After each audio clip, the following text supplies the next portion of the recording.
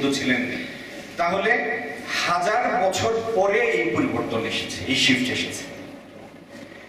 সুতরাং যে কোনো পরিবর্তন, আমি আমার মহারাজের প্রতি বিনম্র শ্রদ্ধা জানিয়ে বলছি, আমি এতটুকু নিরাশ হতে রাজি নই।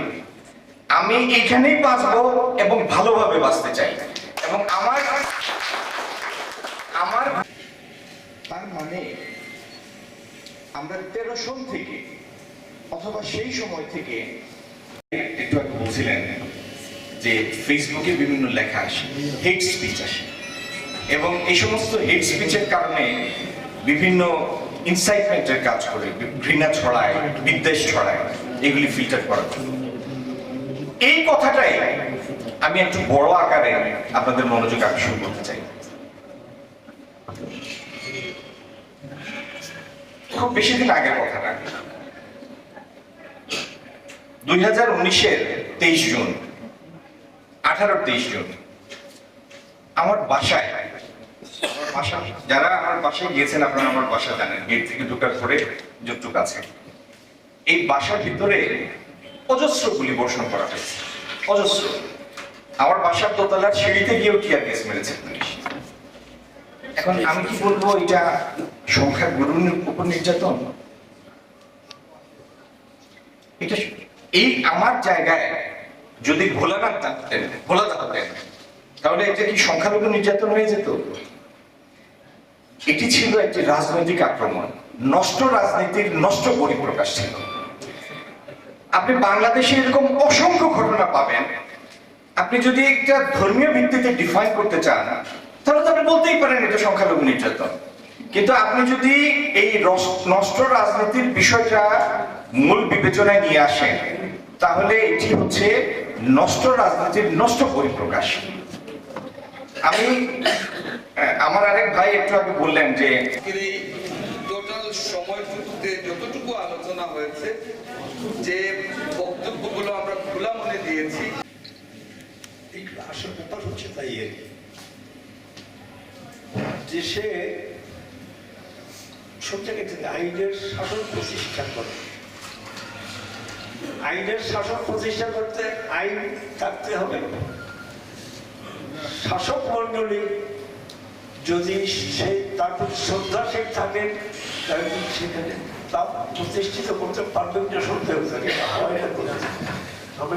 আমরা নৌকায় পুর দিয়ে তখন এই বাংলাদেশ নামক ভূখণ্ডের সূচনা করেছিলাম যুদ্ধের পূর্বে।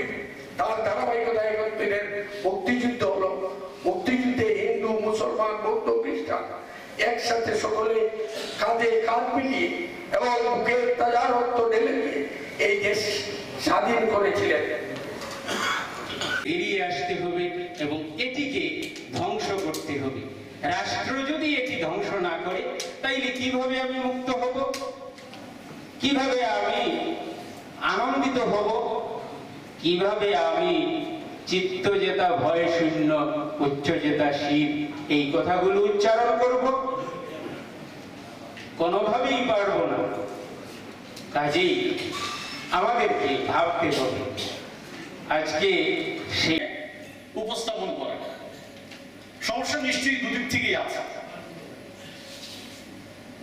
আমরা যদি চেষ্টা করি তাহলে নিশ্চয়ই এগুলো মিটে যাবে। দেখুন, আজকে বিএনপির ভারপ্রাপ্ত চেয়ারম্যান জনাব তারেক রহমান অনেক ম্যাচিউর পলিটিশিয়ান, অনেক সুন্দর কথা বলছেন বাস্তবতার আলোকে, এবং তার এই কথাগুলো সকলের কাছেই অত্যন্ত প্রশংসিত হচ্ছে। বাংলাদেশে তিনি পরিষ্কার করে বলছেন যে আমরা সংখ্যালঘু সংখ্যাগুরুর তত্ত্বে আর বিশ্বাস করতে চাই না। আমরা প্রত্যেকটি মানুষকে বাংলাদেশী নাগরিক হিসেবেই আমরা দেখতে চাই, বিবেচনা করতে চাই। এটা সত্যি কথা, এটি আসলেই ভালো লাগার বিষয়। যা চলছে, যেটা চলা মোটেই উচিত নয় বাংলাদেশে। সুনামগঞ্জে যে ঘটনাটা ঘটলো দুয়ারা বাজার অতি সম্প্রতি, হয়তো আপনারা বলতে পারেন বারবার আমি দুয়ারা বাজার কেন আসছে।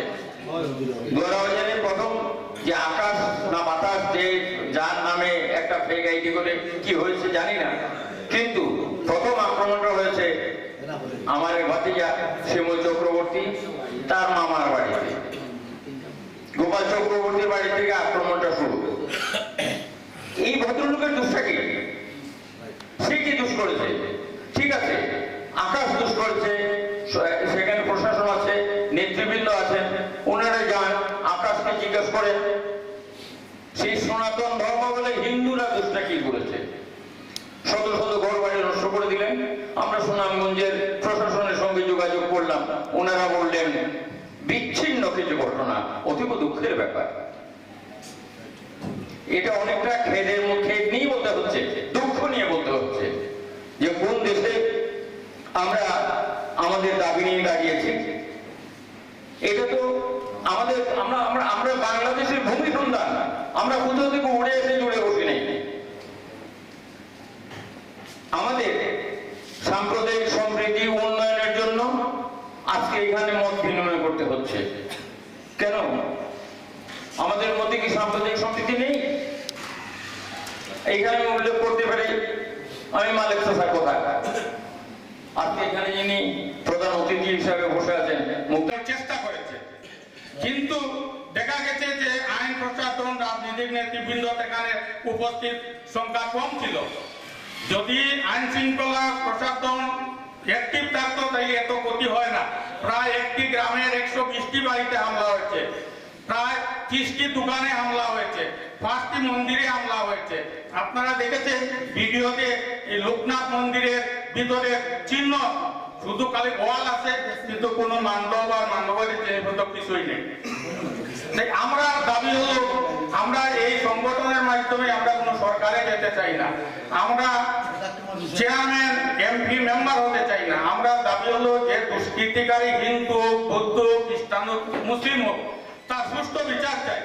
আমরা একটি সুষ্ঠু আইনের জন্য, সুষ্ঠু বিচারের জন্য আমরা এই সংগঠন এবং আন্দোলন সংগ্রাম করছি। যেন দেখেন কেন, কি কারণে এই ঘটনাগুলি সংঘটিত হয়েছে।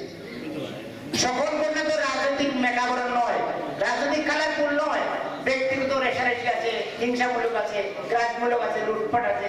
কেন, কি কারণে ঘটনা সেটি আপনি দেখবেন। তবে আমি অনুরোধ করবো, সিলেট মহানগরীতে যে 22টা অনাকাঙ্ক্ষিত ঘটনা সংঘটিত হয়েছে, তার প্রত্যেকটি ঘটনা যেন উনি যান, যেন উনি দেখেন যে কোন কারণে কোন ঘটনা সংঘটিত হয়েছে। সম্মানিত উপস্থিতি, থাকবেন আপনার কি আপনি বিএনপি সাধারণকে দাঁড়িয়ে থাকবেন। আমরা সহবস্থানের রাজনীতির উন্নয়ন চাই, সহবস্থানের সংস্কৃতির উন্নয়ন চাই, সহবস্থানের মন মানসিকতা গড়ে দিতে চাই।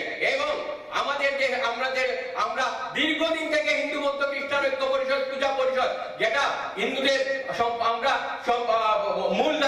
মূলধারার হিন্দু সংগঠন যেগুলো রয়েছে এবং হিন্দুদের প্রতিনিধিদের, তারা 15 দফা দাবি, আমাদের 8 দফা দাবি বিগত সরকারের কাছে আমরা বারবার উপস্থাপন করেছি, কিন্তু সেই সরকার আমাদের কোনো মূল্যায়ন করে নাই।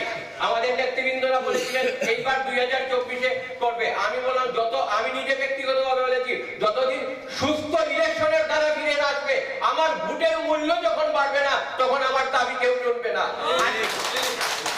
তাইলে আমাদের প্রথমেই প্রয়োজন হচ্ছে একটি সুস্থ নির্বাচন, সুস্থ গণতান্ত্রিক দ্বারা যখন ফিরে আসবে, আমার ভোটের মূল্য তখন বাড়বে।